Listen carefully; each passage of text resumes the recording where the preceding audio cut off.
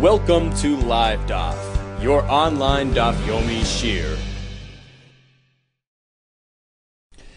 Shalom Aleichem and welcome back to today's Daf Hayomi, Nedarim Daf Lamed Aleph. We begin right on top at the Mishnah. We're going to discuss several more examples of expressions and their implications in terms of Nedarim. Says the Mishnah, a fellow says, I'm going to keep away. I'm going to make a neder. No hana for me from those Shevsei Shabbos. I will not have hana from those who rest on Shabbos. Who is included? Asar b'Yisrael, Asar b'Kutim, regular, ordinary Yisraelim, and also the Kutim. That group which had this questionable conversion. Apparently at this point we consider them Yisraelim, as opposed to later on in history when they were relabeled. But at this point they were still observant, and they are considered Shevsei Shabbos, those who rest on Shabbos. Next category. He's keeping away by way of a neder from me'echli shum, those who consume garlic on Friday night. This is a takana instituted by Ezra HaSofer to increase the supply of zera in preparation for the interaction, the oina, which was specific to Friday night. So those who adhere to this takana are considered oichle shum. So again, a neder from oichle shum includes Yisraelim and Kutim as well. Asar b'Yisrael, Asar b'Kutim. Third expression, Ma'il Yerushalayim, a neder from those who travel up to Yerushalayim for Yom Tov. Who's included? Also Yisrael, ordinary Yisraelim are included, but not the Kutim, Umutar b'Kutim, because they didn't bother going to Yerushalayim. They had their own place on top of Har Gerizim. So in the first case, Me'Shevsei Shabbos, we include Yisraelim and Kutim. Asks the Gemara, My Shevsei Shabbos, what did he have in mind? Shevsei Shabbos means those who simply rest on Shabbos? What about Goyim who rest on Shabbos? Why are they not included? Are we speaking about those who rest on Shabbos, practically keep the Shabbos? Well then, my area bekutim. Why stop at the Kutim? Include even non-Jews who happen to rest on Shabbos. They too should be included. So why not? Apparently, Shevsei Shabbos is a reference to those who are instructed by Hashem to keep Shabbos. That only includes Yisraelim and Kutim, who are considered part of Klal Yisrael. If that's the case, we're speaking about somebody who's mitzuvah, somebody who's commanded to do so. Amos Seifa, let's move on to the last example in the Mishnah. I'm keeping away Me'eli Yerushalayim. Who's included? Asar b'Yisrael, Umutar b'Kutim. Question: Amai, why is he mutar to have a no from Kutim? Aren't they also included in the mitzvah of Aliyah Regel? What mitzvah ninu? Amar Abaye. It's neither this nor that. We're not focusing on practical observance, nor are we focusing and limiting to mitzvah. You need both together. Mitzvah v'isakatani. We are referring to those who are instructed, commanded, those who have a mitzvah, and carry it out. And that explains the entire Mishnah. Betarti bavi kamais. In the first two examples, Meshevsei Shabbos, Me'echli shum. It means those who are supposed to and actually do these things. And therefore, Yisrael, v'kutim, mitzuvim v'oisim. Yisrael and Kutim are included because they are commanded and they actually follow through. As opposed to Oivdei Kachavim, who perhaps will rest on Shabbos. Hahuda Avdi, even those who keep the Shabbos, Oisen ve'enam mitzuvim, perhaps they'll just rest, but it's not on account of a mitzvah, and therefore they're not included in the neder. Likewise, in case number 3, Ba'ila Yerushalayim, I'm keeping away from those who travel up to Yerushalayim l'regel. Yisrael, mitzvahim v'oisim. When it comes to Yisrael, they have a mitzvah of Aliyah l'regel, and they actually carry it out. But the Kutim, unfortunately, although they are mitzvahim, they are supposed to do it, ve'enam oisim. They don't fulfill their obligation, and therefore they're not included. So in conclusion, all these terms, Shevsei Shabbos, Oichle Shum, Oili Yerushalayim, is a reference to those who are supposed to and actually do these things. And hence, the 3 halachas. I'm making a neder. I cannot have anah from descendants of Noach, those who identify with Noach. Who's included? Mutar b'Yisrael, v'asur b'Avdei Chavim. Yisrael are not included, but Goyim are. Yisrael minafik michal b'nei Noach. Why are Yisrael not considered b'nei Noach? We all come from Noach. The answer is given to Igdish Avram. Once Avram Avinu elevated himself and relabeled himself as Hashem's man. He was the first ger. Yiskru al Shmei. Going forward, all his children and descendants, all of Klal Yisrael, identify with Avram Avinu. And therefore, the term Bnei Noach no longer applies to us, at least in terms of Nedarim. Rather, it's a reference to the Avdei Chavim, who trace their lineage back to Noach. Interesting to note that the Rush adds that the Gerim, although they're not naturally the children of Avram, but they are also considered Zera Avram. And he says because all Shemrei HaTorah are considered Zera Avram because he was the first ger. In fact, his name, Avram Avinu, denotes as such that he is the patriarch of all the gerim. Ki Av Hamoin Goyim Nesaticha, Av L'chol HaGoyim, the father of all nations, of those who choose to join the holy nation. In fact, that's why we relate to a ger as Ben Avram, because in a spiritual sense, he's the son of Avram Avinu as well. A fellow says, She'eni nen el zera Avram. Here we have the reverse. I am keeping away from Avram Avinu's seed, Avram Avinu's descendants. Who identifies with Avram Avinu? Only Yisraelim. Also be Yisrael. Keep away from Yisraelim. They are Zera Avram as opposed to Goyim. Only Yisraelim come from Avram Avinu? What about Ishmael, a son of Avram, and all his descendants? Answer, Ki bi Yitzchak, Yikar el-Chazara. Hashem tells him, only Yitzchak is truly your descendants, your seed. He's a copy, he emulates. He's one who perpetuates your continuity. Ki bi Yitzchak, Yikar el-Chazara ksiv. And only him and his children identify with you. Well, within Yitzchak we have Esav as well and his descendants. They too should identify with Avram Avinu. Where you got Esav? The answer is, he said, Ki bi Yitzchak, v'lo yikol Yitzchak, only part of Yitzchak, meaning Yaakov and his children, relate to Avram Avinu. A fellow gets up and says, She'eni nana mi Yisrael, I will not have a nah from all Yisraelim. How does he do commerce? How does he conduct transactions? Leikeach beyeser, when he purchases, he buys high, he buys expensive, so that he does not have any gain or benefit from that deal. When he sells an item, he sells it cheap. This way, he's selling it at a loss, not having any hana from this transaction. What about if he says, She Yisrael nehen li? Nobody could have hana from me. How does he do business? We switch it around. When he purchases, it's for a cheap price, so the other fellow has no hana from him. When he sells it expensive. So once again, the customer will not enjoy that interaction. Practically, who's going to listen to him? He's in a pretty tough predicament. What about she'eni neder lohen ve'ein li? It's going to be a mutual neder. I can't have enough from them, nor can they have enough from me. Now he's really stuck.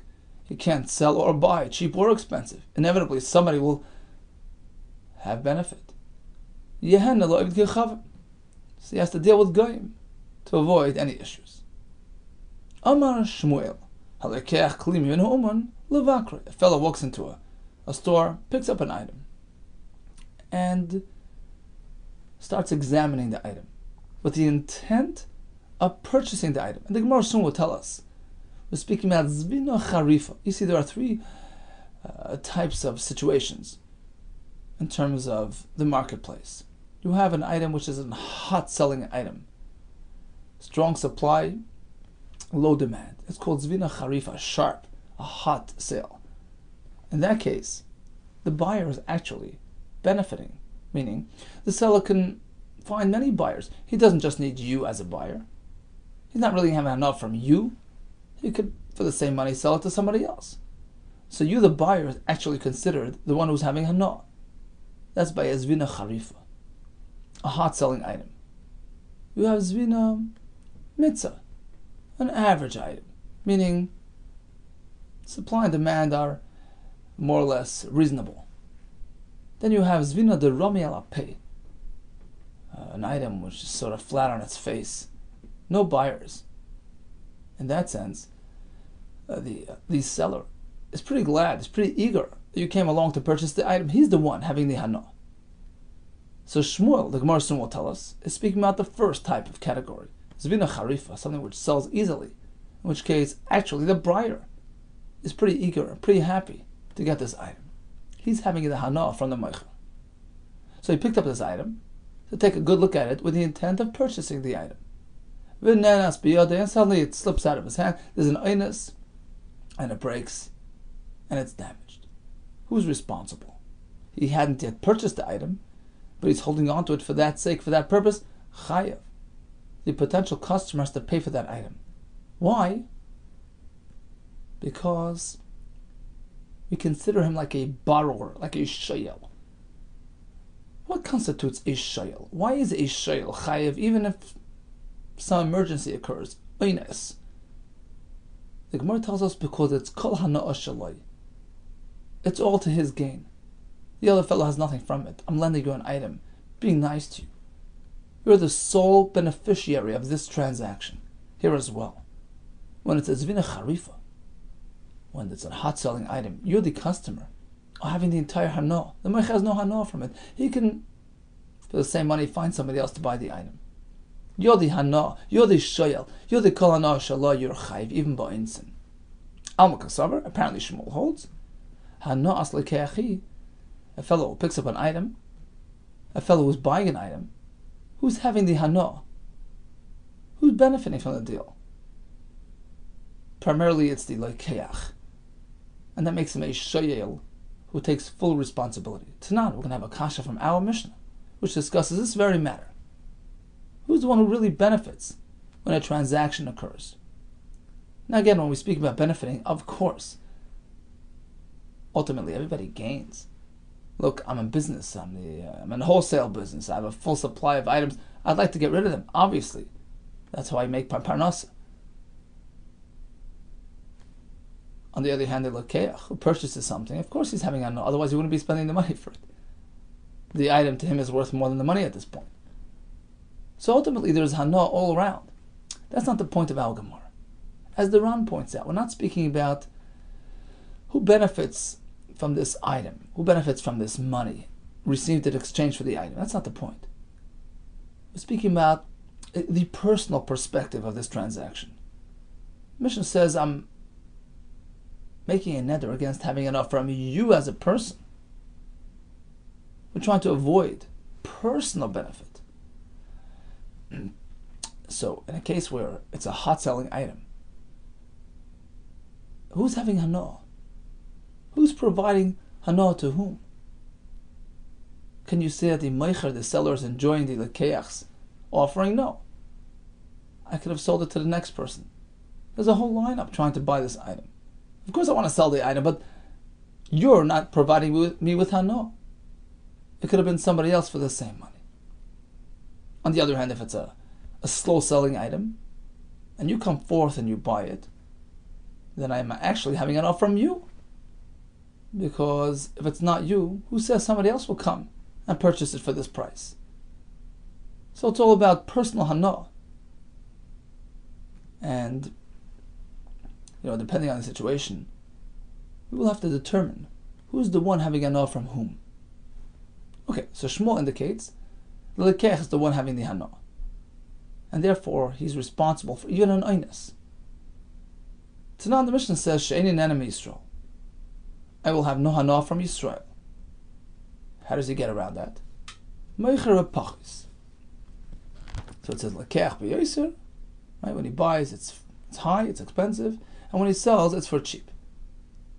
This way, he has no hana from the other person. Aval shava b'shava loy. But you can't sell it for actual market value, lest you have hana from that deal. Why is that hana to the meicher? If you just told me, when you purchase an item, typically it's the lekeach enjoying, it's lekeach benefiting. So in our case, I said I can't have enough from you. Why can't I just sell it to you for fair market value? You're the one having enough, not me. Afilu shava b'shava. Answers the Gemara, well, all depends on the item. All depends on supply and demand. How difficult or how easy it is for me to sell that item. And that will determine whether or not I'm benefiting from your offering to buy that item. Masnisin, our Mishnah, which indicates that if I sell the item for a shava, for its actual value, I am the one having anah. Bezvina the Rami ala pay, we're speaking about a very slow selling item, something for which there is no demand. And when you, the lekeach, comes forth and offers to buy that item, I'm jumping from glee. I'm having anah from you. Unless I have to sell it at a loss. That's exactly what the Mishnah says. Sell it at a loss, in which case, well, for that price, I can have a lineup to buy the item. So once again, I'm no longer having enough from you. That's the solution to the problem. Whereas Shmuel, as we said before, speaking about as being a charif, a quick selling item, something for which there's lots of demand. In that case, who's having the hano? The lekeach. And therefore, he is responsible for anything that happens. Okay, so the Mishnah is speaking about a slow-selling item. Rami lapeh. Imkain, if that's the case, in the Mishnah. Eimaresha. Let's go back to the first part of that din. I can't have enough from Israel. When I buy, I have to buy high, above market value. When I sell, I have to sell cheap. Imkain eimaresha lekeach b'yoser. So I have to buy high. And the question is, why? If it's azvina derame ala pay, an item for which there isn't much demand, so even if I pay the actual market price, I'm not having a no from it.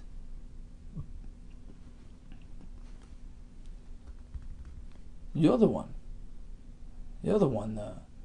pleased with my offer. You're the one happy that I'm coming to buy that item. It's something which would have a very difficult time selling. The fact that I'm coming to you and buying it for actual market value. That's to your benefit, to your gain. There's nothing for me in it. So why do I have to buy it b'yoser? Why do I have to pay extra for it not to be considered my hana? Even shava b'shava, if it's a bad selling item, even shava b'shava is considered like I got the raw end of the deal. You're the one having hana. That's one kasha. Void another kasha. Amos seifa. Let's move on to the next example in the Mishnah. The fellow gets up and says, "She Yisrael neneli. I'm committing by way of neder. All of Yisrael cannot have enough from me." So he switched around the arrangement. They can't take from me. How do we buy and sell? Lekeach b'pachis or moicher b'yoser. So when I buy expensive. When I sell, when I buy cheap. So you don't have enough from me. When I sell high. Okay? This way you have no enough from me. We're speaking about this inferior item which nobody wants to buy. Afilu shava b'shava.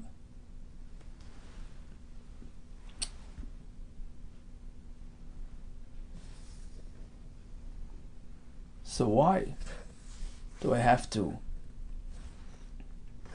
sell it at a high price so that you shouldn't have enough from me?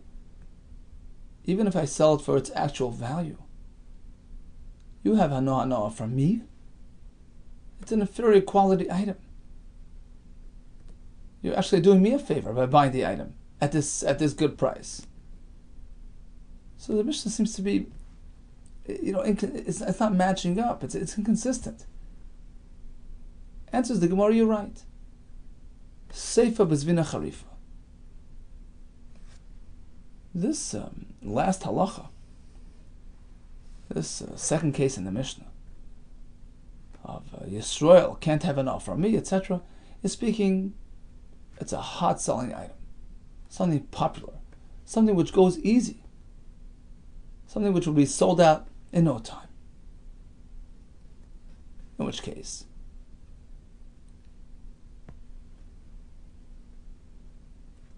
if I sell it for its actual price, you're jumping from joy. You're glad to have this deal. In order for us to avoid you having enough from me, by buying that item, you have to pay extra. You have to pay high. And that explains the halacha of Meicha Bar Yaiser. You can't have enough from me.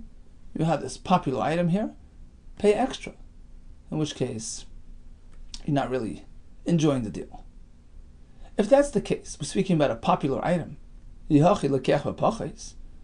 let's go back to the first aspect of that second case in the Mishnah. Again, we're speaking, you can't have enough from me. Mishnah says, when you buy from me, when I buy from you, I buy cheap. When I sell expensive. Why sell expensive? We just explained. But why do I have to buy cheap? Afilu shava b'shava. Once we're saying that it's zvina charifa, it's a popular item. So, in order for you not to have enough from me by selling me the item, just sell it to me for actual value, for shava b'shava. In which case you're not having enough from that deal, you could find 10 other people who would offer the same. So why do I have to buy it cheap? For us to avoid your hana from me. Even shava b'shava would accomplish the same. You're not having enough from my purchase. 10 other people would buy the same item for that price. You're right, says the Gemara, the whole thing is not working out. Elamas nissen bezvina mitzvah. So mitzvah is that mid-quality item. Something for which there is a reasonable amount of supply, a reasonable amount of demand. In which case, it's all about the price. So if you sell it, for its actual value, shava b'shava, everybody is happy. The seller or the buyer. When you sell it cheap, the buyer is happy and not the seller. When you sell it expensive, the seller is happy and not the buyer. And that explains the entire Mishnah. So, in the first example in the Mishnah, I can't have enough from Yisrael. We're speaking about zvina mitzvah, a reasonably, selling item. So then, the only way to avoid my hana from you is buying it expensive and selling you cheap. In the second case, you can't have enough from me. So then, I have to buy cheap and sell expensive. Whereas Shmuel, who told us, the customer lifts an item for examination with the intent of purchase, is considered a shoyel, because he's the one ultimately benefiting. With the Shmuel bezvina charifa, speaking about a hot selling item, something popular, something for which there's lots of demand. In which case, the purchaser, the potential customer, is the one that's having hana, and therefore he's classified as a shoyel, who's fully responsible. Tanakh say to Shmuel, I have a right to Shmuel's concept, that he's called a shoyel. Halakech kelim min atagar. So a fellow who's engaged, he's a chassan, he picks up some items from the dealer, l'shagron lebeis chomev, with the intent of sending it over to his kala, over to his in-laws, for the purpose of gifting his kala. V'amar lo, he tells the merchant, look, I'm not sure if this is going to work. Here's the deal. Im mekablen oisen mimeni. If they accept this gift, okay, deal. Ani noisen l'chadmeim, I'll pay you whatever it is. Vimla, but if it's not really accepted and it's coming back, Ani noisen l'chadlifi toives hanno. Shebohen, I'll return the item to you, unpaid, but I'm willing to give you some token amount. Toives hanno. residual benefit that I have from it. The Iran says they're machzikli teva, they'll appreciate the fact that I offer them this gift as an expression of generosity or closeness. That much, then hana that I have from their recognition and appreciation, that much I'll give you. Now what happens if something goes awry? If the item gets damaged? Nansu, something beyond his control happens. The item is gone. Is he responsible? Well, it depends. If it's en route to his in-laws, so he's still a potential customer for this hot-selling item, chayiv. He's considered a shayeh, like a borrower, in line with Shmuel's concept, and therefore he's chayiv even if an oinus happens. B'chazor pater, if it's on the way back to the dealer, he's no longer a potential customer at this point. He's not responsible for oinus. Why? Now he's reverted to a neisei sachar, like a fellow was watching an item in exchange for a fee. Why is he considered even a neisei sachar who is responsible for gneva v'aveda loss or thievery, robbery? Not oinus, but gneva v'aveda, yes, because, as the Ran explains, the fact that I had a noah from you, I enjoyed, I benefited from it, I'm willing to reciprocate and undertake some limited form of responsibility, at least like a neisei sachar. But bottom line is, you see Shmuel's concept in this brisa that at least on the way there, when he's still a potential customer, he's a shayel, he's fully responsible. We have another story which substantiates this halach. There was this middleman, an agent. The shakal chamra lizvuni. He took the donkey from the dealer in order to sell it on the marketplace and to make a profit. It wasn't sold, it wasn't successful. Bahadi the hadar, on the way back to the farm, itnis, chamra, an oinus occurs, and the donkey's gone. Chayve Rav Nachum l'shlume, Nachum says you have to pay up. You're an oinus, but you're a shayel. Eisvi Rav Nachman, what do you mean? He's on his way back. The Brisa told us, Nansu b'halicha chayv, b'chazara pater. The story of the chasn with the kala. Oinus is only wise on the way there, but on the way back, his she'ela, his being considered a borrower, is done and over with. I know with certainty I'm not using it, I'm not buying it anymore. So on the way back, he's not a shayel, he's pater from oinus. So why do you say that on the way back to the farm you have to look after the donkey as a shayel? Amrle, he responds, this is Rav Nachman, big difference. Chazara de safsira hoylachahi. Even the return trip of the middleman is in the same category as haylacha, as the way there of the chasan. You know why? The ilu.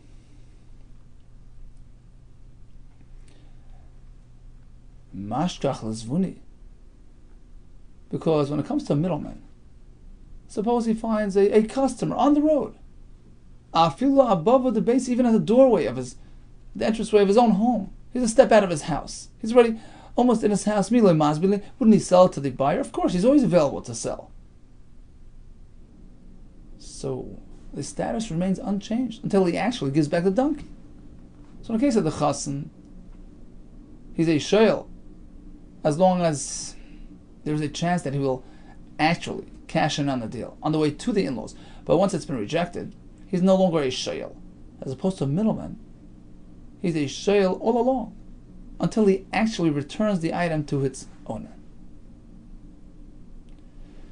So bottom line is, when a fellow purchases, when a fellow sells, who's the one having an offer from whom? Who's the provider? And who's the beneficiary? Well, it depends what we're speaking about. If it's a zvina charifa, something for which there's high demand, the buyer is always the one having an offer. As opposed to zvina durami alapay, a hard-selling item, it's the seller who's having the anah.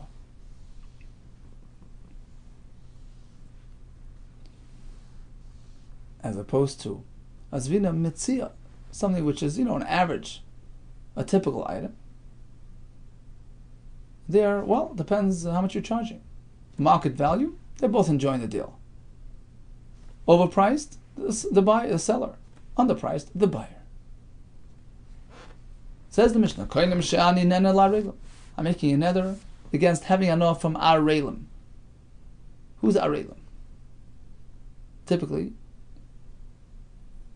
it is assumed an Arel is a fellow without Milah.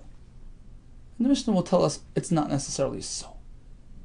Arelim is referring to a class of people who are Arelim. Goyim are Arelim. Mutar ba'arli Yisrael. He can have enough from a Yisrael even though he's an Earl. V'asur b'muli of the Kechavim rather than Goyim who have Milah. Why? A Yisrael by definition is called a Mul. A Goy is called an Earl. Likewise, Shaninena l'Mula. In the reverse, I'm having no enough from those who had Milah. Also ba'arli Yisrael. Mutar b'muli of the Kechavim. You can't have enough from Yisrael even though they're Arelim. He's part of the nation that has Milah, as opposed to the Goyim. Even with a Milah, still called Arelim. Sheina Erla, Keruya, Elul L'Shem Avdei Kechavim. Erla is a term applied to Goyim in general. Whether or not they have experienced Bris Milah, Shenemar Ki Kol HaGoyim Arelim. V'chol Beis Yisrael Arlele. V'oimer V'hi HaPlishte Erlazeh. V'oimer Pentas Machen B'leis Plishtim Pentalois N'B'leis Arelim. So we see, recurrently, Arelus is attributed to Goyim. Arla is disgusting. It's used to describe the Rishayim in a negative context. On a positive note, look how great Bris Milah is. We find the term Bris mentioned 13 times in the Parsha of Bris Milah. 13 Brisais, 13 Midah Shel Rachmim, the eternal bond with Hashem. Look how great Milah is. It can even override Shabbos. One may do a melacha to do Milah even on a Shabbos. Look how great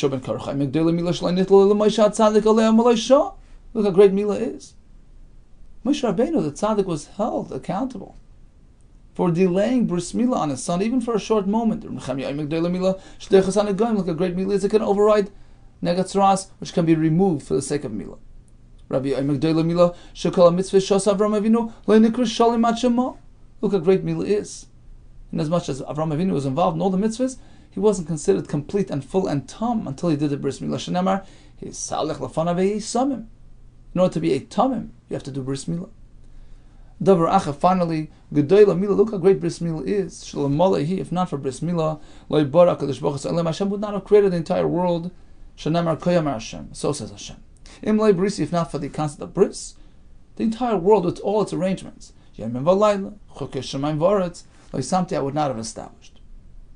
Tanya, Rabbi Yehuda Kessler, look how great Milah is. With all his great deeds, Moshe Rabbeinu was in trouble, so to speak, when it seemed that he had neglected Bris Milah. All the schusim did not protect him when he exhibited slight carelessness in terms of Bris Milah. Shenemar, vayifkesheu Hashem vayivakesh hamisei. Hashem met up with him, and he was going to apply Misa to Moshe Rabbeinu. Amar Rabbi Chas v'Sholom Moshe Rabbeinu nisrashal min hamilah. Chas v'Sholom that Moshe Rabbeinu neglected Bris Milah. It wasn't that. Rather, Elokach Amar. He figured it's not timely. It's not appropriate. Emol, should I do Bris Milah now, v'etzei, and go travel to Mitzrayim as per Hashem's instructions? I can't do it. Sakani. It's going to be putting the child in danger. Traveling right after this operation. We find by Shimon and Levi, they took advantage of day 3 of Shechem, and the Iran says, once 1, 2, 3 days pass, the person who experienced Bris Milah weakens and weakens, and by the time the 3rd day comes around, he's already very weak, in a very weakened state. I can't take this child in this situation to Mitzrayim. Okay, should I do Bris Milah? Wait 3 days before I travel? I can't. HaKadosh Baruch Hu Amar li, Hashem instructed me to go with my family to Mitzrayim. So the fact that he delayed the bris milah, there's nothing wrong with that. Why then was Moshe Rabbeinu punished? When he was threatened by that snake, because he was involved in his lodging. When he came to the place of lodging, he was busy with that. Instead, he should have gone straight to the bris milah. The pasuk is making reference to the molain to indicate that somehow took priority when bris milah should have been the first thing on the list. It wasn't Moshe Rabbeinu who was being threatened by the Satan. Or by the Malach, it says on the side, because Malach, Laharik. Rather, it was the baby who was in danger. So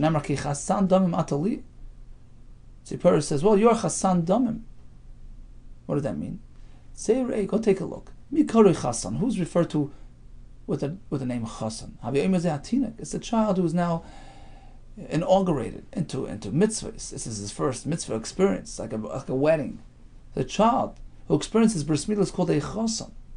You, the child, you're the chassan damim. You would have generated misa upon yourself. You were being threatened because of this apparent negligence. Okay, so what do we learn today? Shofsi Shabbos includes Yisraelim and Kutim. Echel Hashem as well. Elul Yerushalayim excludes the Kutim. The point is, we're speaking about Mitzuvim Ba'osim, those who are commanded and actually fulfill these things.